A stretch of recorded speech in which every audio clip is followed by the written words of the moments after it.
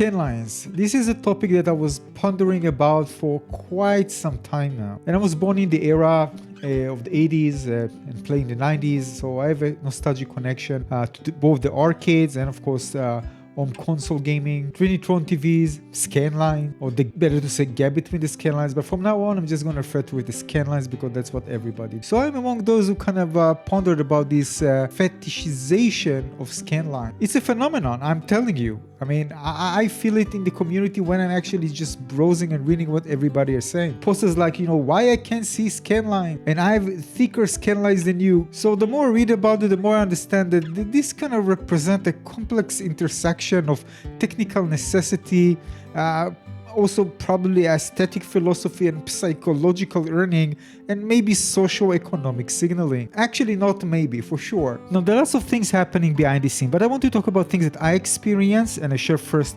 things that today I just looked at the screen for, I don't know, I played, but I pay more attention to that, to see what I actually feel when I experience that. So let's start with that, and then I'm going to move on to other things that are also very interesting. So I noticed a few things. So when I see the gap with the Scanlines in certain games, I see different things, different advantages that it brings. First of all, nostalgia. This is straight away, especially from the arcades. Although some of the screens were actually rotating 90 degrees. I think Pac-Man, I remember, and another one.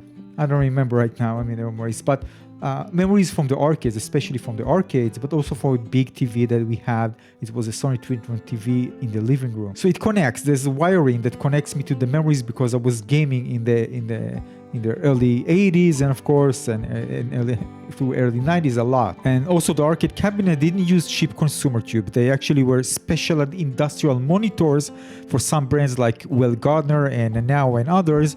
And these monitors had higher television lines, more line count, and meaning that they could actually resolve much sharper detail.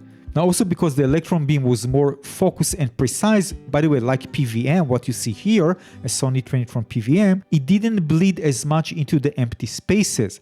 Because again, when you're talking about Scanlines, we actually talk about the empty spaces. And this made the black gaps between the rows of the pixels much sharper and more visible than they would be on a fuzzy home TV, but again, depends. Of course, there are different variations. Some of them are sharper, some of them less, and also depends on the cable that we're using, but overall, less sharp than the arcades. Anyway, you can actually see it here. If you look at the character, which is kind of fake 3D, but if you look carefully, for example, the face and the skin, the way it's actually the pixel art was created, even a slight movement of this, even just standing still, will create some kind of dynamics with this very slight movement and how it actually looks. It feels like kind of a light is flashing on the screen, on the skin. And this is on PVM, I remind you, so it also kind of blend well the detail. It's not, of course, as much as consumer CRTs because the bloom is more, let's say, controlled here, more tamed. It also gives a sense of more detail. If you look at something like that flat and you see something with those gaps with the scan lines, you can actually see that it just look more details. It kind of add like fake details. It makes the image appear more detailed than it actually is. There's also the effect when you look carefully, you can see, again, you can clearly see, of course, the dark lines and the one that is actually illuminated, the image, and it's going to appear brighter and more vibrant by comparison because of these dark lines. It's kind of psycho-visual effect similar to the local dimming on modern IN TVs. So the Scanline separates the colors and preventing the mudding that occurs when pixel bleeding into each other too much. But at the same time, it does provide also the structure that allows the brain to map the image. There's also another thing which is kind of weird, but when I view, for example, this particular game, I really felt like my brain is working extra to reconstruct the image. It's not like it was kind of a chill viewing experience compared to just viewing something like, digital compared to this one. So in other words, our brain probably kind of do extra work to fill in the gaps. There's also something that I like that gives the experience itself, like it actually kind of playing on a certain unique canvas. Especially once you play so many years on on conventional modern displays on LCDs or OLED, very sharp display, again with very little, let's say, deficiencies. Even if you play, by the way, on a CRT and you move, for example, PVM, there's something unique about it that complements some of the games, even if they haven't designed for it, it actually looks appealing, looks interesting. And I think what they feel they need to experience, kind of FOMO also involved here, they need to at least experience. Of course, those who have lots of experience usually sometimes even don't bother with it, or some people just stay with it. Everybody going to make their own decision what they prefer later on, but they need to at least try it. So after that kind of thought, I went to read about it, and actually realized there is something that is actually known, and it's called anemoia.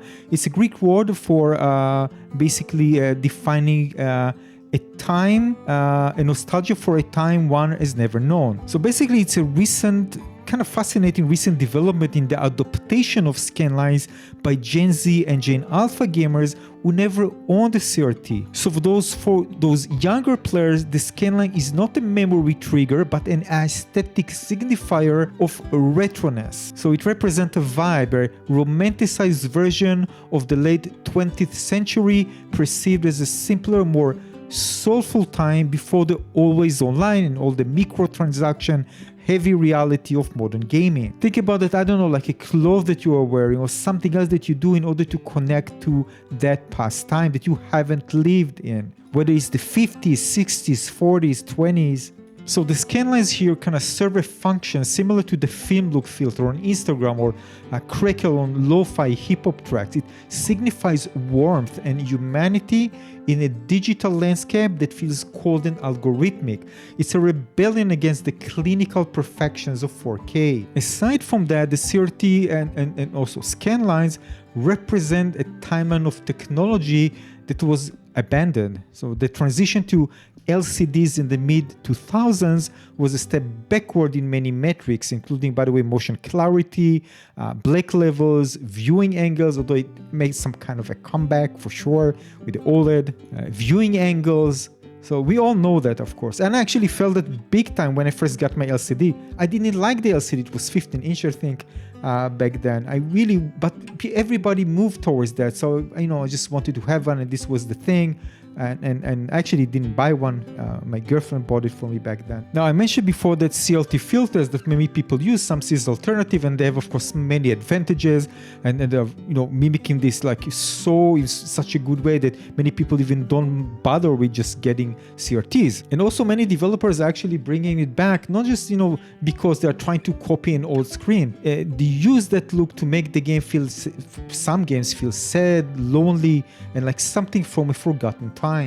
So they use it to create some kind of psychological aspect when they use it in certain game. And of course, there are those who take it even to extreme. I mentioned like Scanline, so they want it more prominent.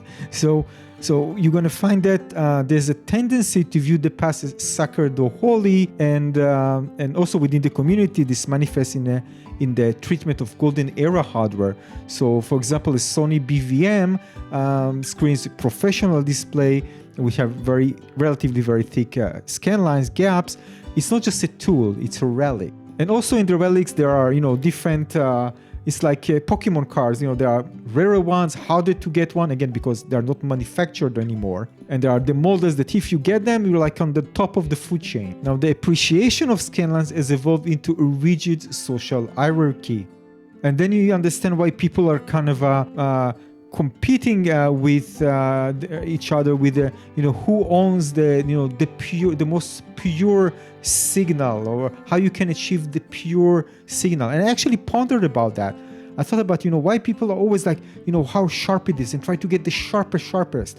It also, by the way, aligned with what we perceive today as high quality, right, when it comes to modern LCDs and OLED. So it's kind of mixed together with modern technology and those things that I mentioned before. But Scanlines, as I also mentioned before, it's unique, right? So it's something that if you get something like that, especially when you get the actual hardware, you create this amazing and unique bond with yourself, with the past, and with the community together. So in this hierarchy of glass, let's call it, you have this kind of, for example, tier 1, which is the holy grail.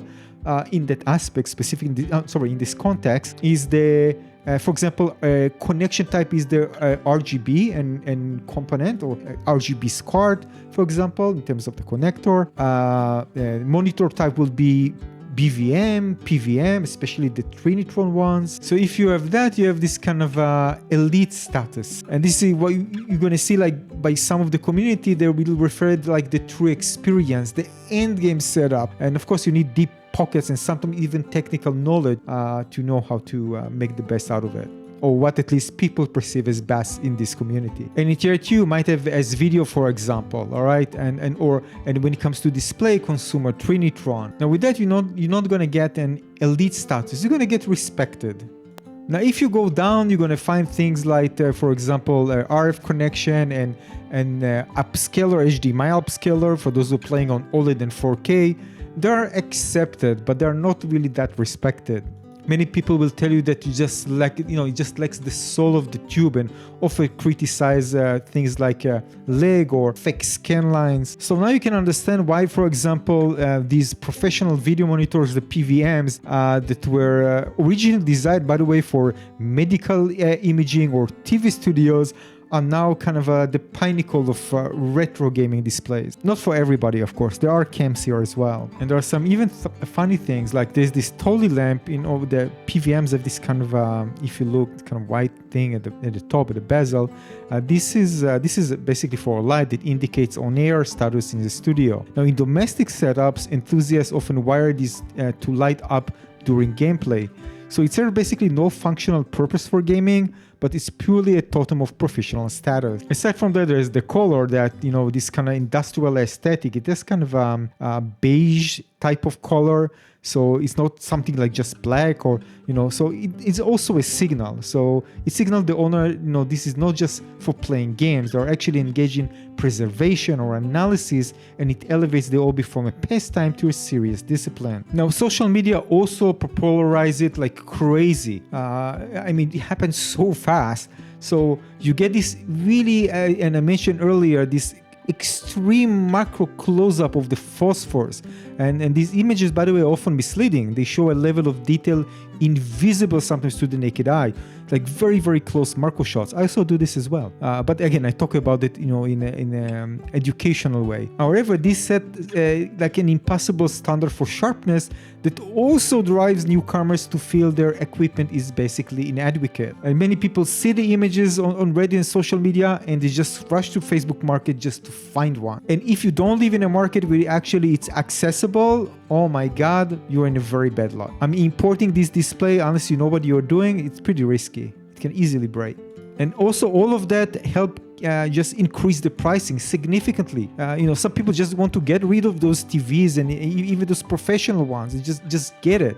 It actually is, some people just sell for a few dollars in some market. But some people, if you want to buy it on eBay, for example, you can pay thousands of dollars to get a good one. So if you take, for example, a very high quality, highly regarded one, the 20-inch Sony PVM 20L5, which was considered hazardous e-waste in 2010 and often given away for free, can now command a price upwards of around $2,000, $3,000 even on eBay. And if you add on top of this the finite supply of CRTs and the degradation of the time, well, you can understand the picture. Now, of course, some of these TVs are pretty big. Like if you want 27, 32 inch, well, they are massive and they're heavy.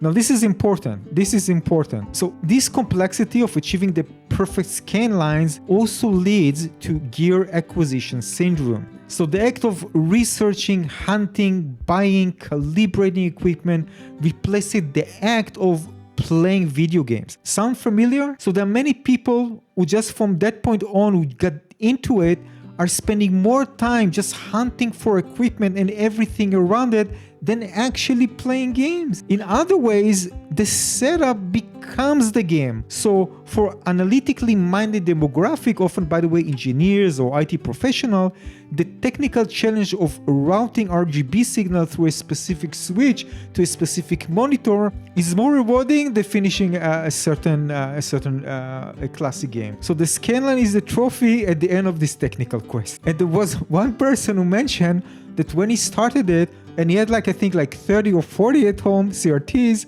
and other equipment, he mentioned that he actually stopped playing games because of that. He stopped playing classic games, playing just regular games. But when he started with it, was really having fun and actually collected lots of games. But at some point, he just stopped playing at all. He said maybe sometimes he play here and there, but even when he plays, he mentioned he plays the rare games. He just searched the game that, are very hard to find or the most expensive ones. Now, of course, there's lots of success with all these other Scanline generator machines like RetroThink and others.